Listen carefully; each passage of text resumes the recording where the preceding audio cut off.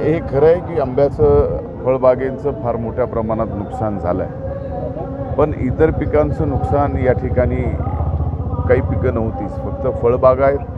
त्या फळबागाच या ठिकाणी मोठ्या प्रमाणात होत्या ज्याचं नुकसान झालं. त्या बाबतीमध्ये प्रत्येक जिल्ह्यात ज्या ज्या ठिकाणी अवकाळी पावसामुळं नुकसान झालं आहे त्या ठिकाणी पंचनामे करण्याच्या संदर्भात त्या जिल्हाधिकाऱ्यांना मदत विभागाच्या वतीनं आदेशित करण्यात आलेलं आहे, सरकारच्या वतीनं करण्यात आलं आहे. ते पंचनामे चालू आहेत.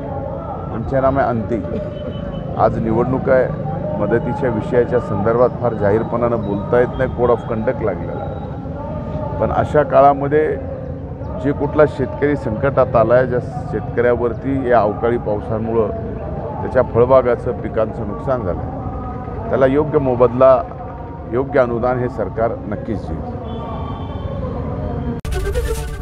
एबीपी माझा, उघडा डोळे बघा नीट.